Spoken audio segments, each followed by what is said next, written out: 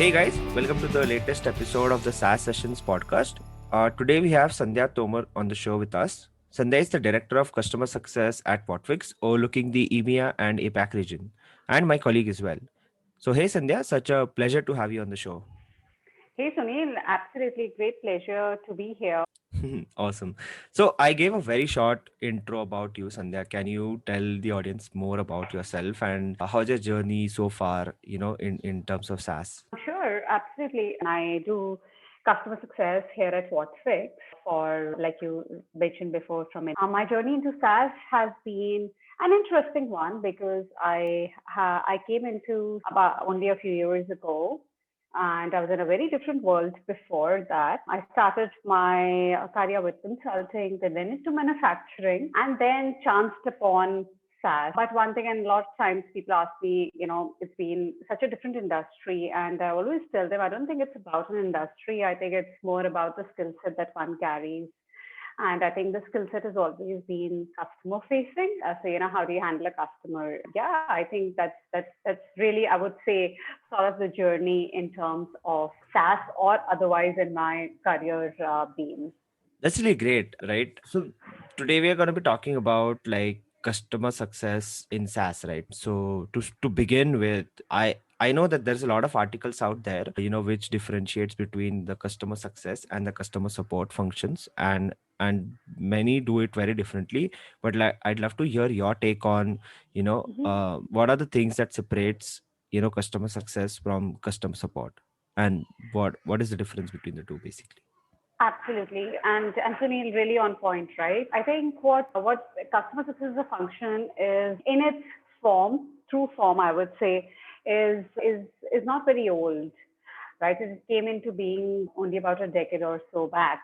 Mm-hmm. So every company, if we go to, has a different take on customer success. But what guidelines, I guess, most of us follow is different for support. And one thing that really makes my heart break is when my customers say that, oh, your support has been, or the customer support has been great, because I think it's very important to differentiate between the two as a company, especially in SaaS, because these are two areas which play different roles and very important ones. And it's also how to convey the message to your customers. Support, when we say, it's more about your L1 L2 support when customers have with something, is either 24 by 5 or 24 by 7 depending on the company, and which they can reach out to. Whereas your customer success is someone who is there in your journey, more like your trusted advisor and your consultant.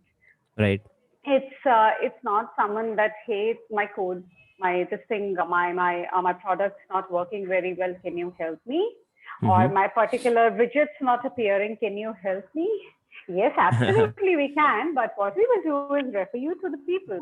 But the whole idea is, what we want to do is, in customer success, is really understand, what the company's goals are, what is the strategy behind why a company has taken that product, and to ensure that the product aligns to their goals. I think that's Mm-hmm. really what customer success is about, to ensure that to ensure that they use the product in the most optimum manner as possible, and it's really up to us, because it's not about using the product always; it's about using it in its best form and manner. Right. And I think, as the word defines, right, like customer success, right? So where you want the customer to succeed with the product, with whatever use case they have with your product, right? So, and whereas like the support is just basically, as you rightly mentioned, it's like just basically supporting, right? So is it like, proactive versus reactive in nature? Like, one is proactive and one is reactive. And I would love to know your thoughts on what makes it proactive. Absolutely, Sunil. Great question. And, whenever we're talking about customer support, so you reach out to customer support with a problem that you already have, right? And then they will solve it for you. Whereas customer success will ask you questions to understand your problem and then find you a solution for the same. So it's not, and a lot of times, especially, we are in DAP. It's a very new industry. A lot of times we have to consult our customers to even understand their problems and their goals better.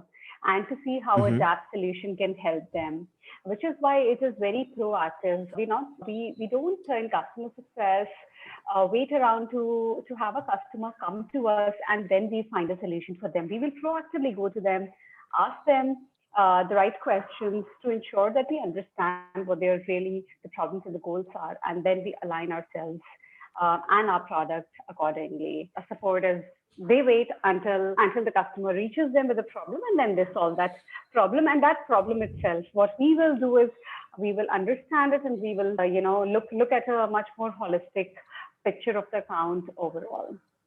Makes sense. And you, one thing you mentioned, right? Like you consult your customers, right? And when we are talking, like 2-3 months ago about recording this, so that time also you mentioned that consultants can be really good at in the customer success function.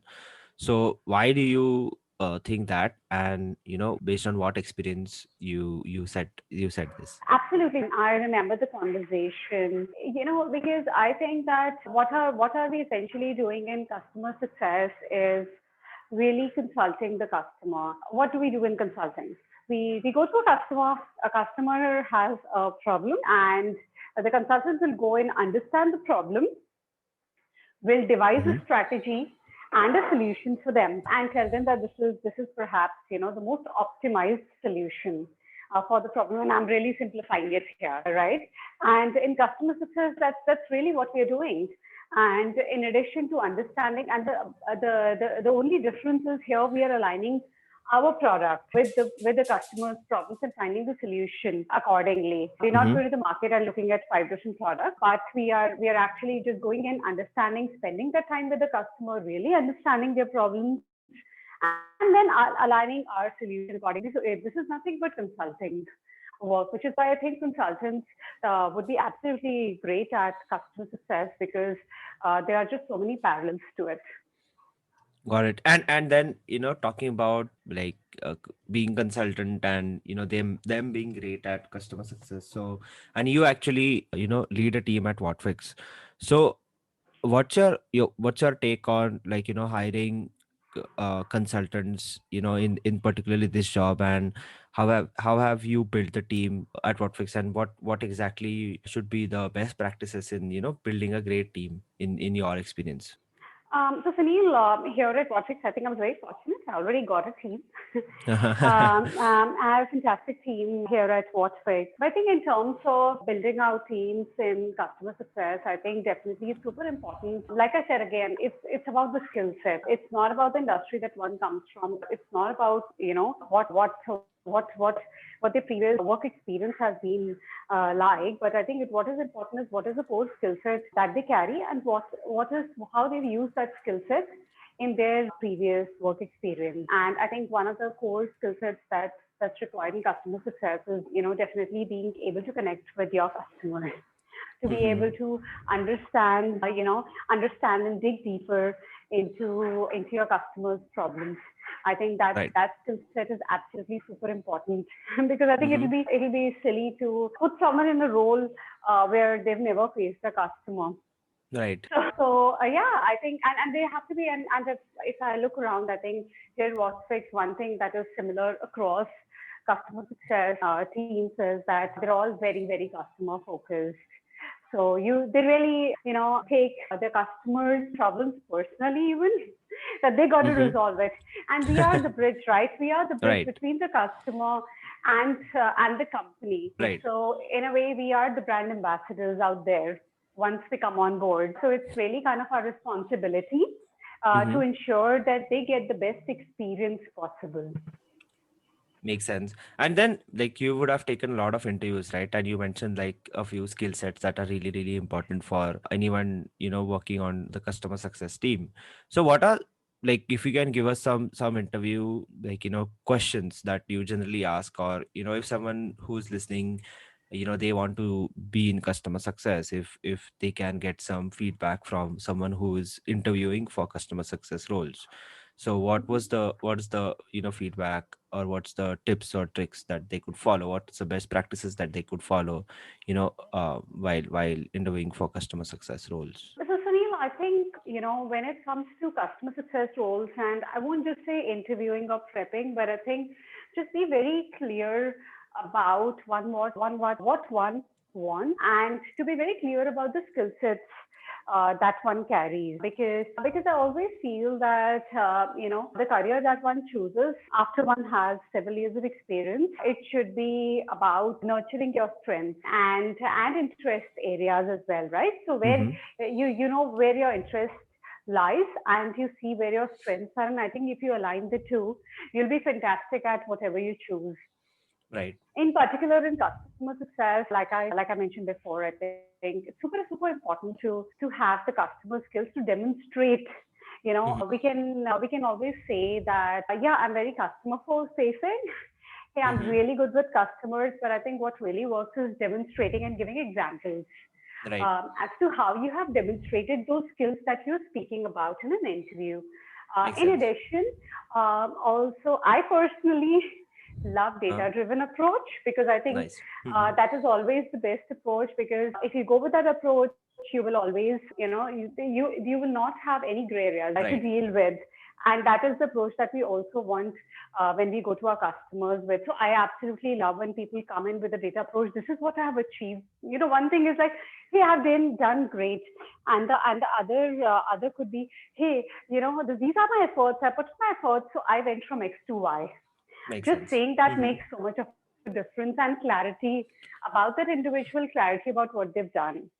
Totally. And that really makes sense, right? Like a lot of managers would love people who are, data oriented. But coming back to point where, what is that one or two things, or maybe, more things that would tip you off from, hiring someone for the on the team, right? So do you have any experience where, you were interviewing someone and they mentioned like one or two things that tipped you off? Well, if period for years, so definitely, I mean, things happen. But what I would say is that it's not really about, what happened. I think sometimes what happens is, what personally tips me off is when I think when people are not clear about their own resumes. What that means is that if I ask something from the resume, the Mm-hmm. answers that I get are again very open-ended answers.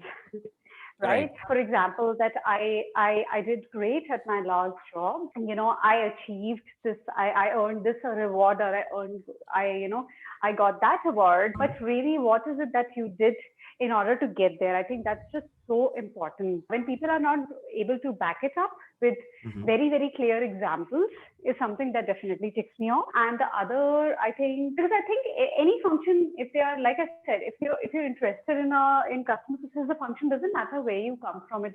It's totally fine. I Right. would never put that against someone.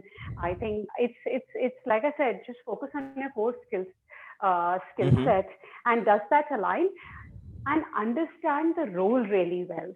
A lot Right. of times people don't understand the role of the company and the industry well. What that leads to is a lot of really unclear answers. For example, not really even clear on where the company that you're applying for stands today, and asking relevant questions like, like I said, customer success is very different with different companies. It's very important to understand what customer success looks like at the company that you're applying for. So ask Right. a lot of questions. Mm-hmm. Never dissuade from asking, because that will help you also choose the right career path and the right job, and whether that is the right place for you or not. Makes Whenever sense. I interview, I always tell them, I think it's not just about one, finding a job, but it's also about what is the fit for them and Mm-hmm. also for the company. Because Makes sense. if we find fit on both sides, that's when it really works well long term. Right. That is correct, right? And you mentioned about like people mentioning about awards and rewards, and that makes me think like our customer success teams have like won a lot of awards, right? Like we have like great ratings on like G2, Capterra, and Gartner, and all these sites. So what has really worked, for Whatfix in terms of customer success, right? Like if other companies have to take like a few learnings from the customer success teams at Whatfix. So what would be those learnings for them, right? Like maybe two or three learnings that you can share. So Sunil, I think customer success at Whatfix has done a phenomenal job in terms of the customer focus that has been there from literally, I would say, day one. And Mm-hmm. kudos to Khadim and Vara for it, right?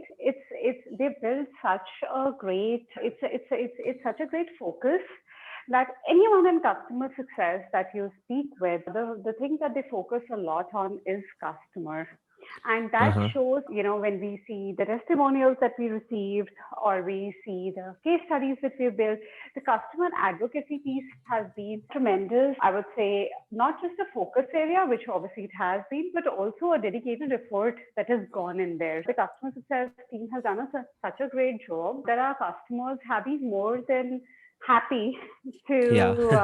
to give us those reviews. And then, because this is not something that you can buy, it's a trust, it's the experience that one provides, and that is what led customers to put out those reviews. So I think just the sheer customer focus and the empathy, we've had, and I mean 2020 was a year like no other. I Right. think one of the things that we were, our focus was to really understand how the customer is doing. Is there anything that they needed? We went proactively Mm-hmm. see to help them where they needed help, because obviously the businesses were suffering and some of them still are. And I think this was so well taken by customers, just shows empathy, just shows focus. Right. It just shows that we are here as your partners and not just a point in time vendor. Mm-hmm.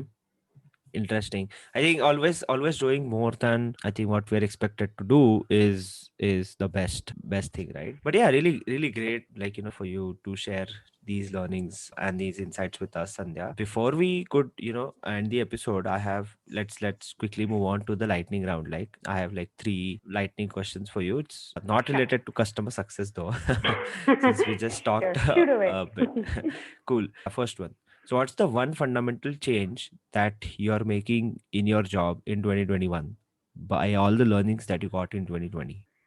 I think that we always need to be prepared for the worst. Put your 150%, because when times in the world are not as expected, then maybe even 110% is not enough.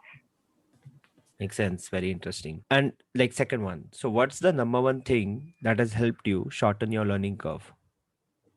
Speaking to experts, speaking, reading, getting as much information as possible, because I really think there is no such thing as information overload. Mm-hmm. Makes sense. I think I do that on a regular basis too. So great. Absolutely, And my yeah. last one. What do you know about your work now that you wish you would have known when you first started? That's an interesting one. I think the scope to do is more than what I thought would be, which is actually fantastic, and that keeps me Mm-hmm. interested. It's a good discovery. So yeah, I think it's been fantastic. Great. So thanks a lot, Sandhya, for joining us on the show and talking about all these great insights and your experience into customer success, and running teams at Whatfix. Any parting piece of advice that you want to give to the audience? The thing is, first of all, thanks for having me here. It's been fantastic speaking with you. And I think my Mm-hmm. piece of advice only would be that if you're interested in customer success, develop skills, be more customer facing, be more confident, be data driven, and everyone can, I think, achieve and be where they need to be.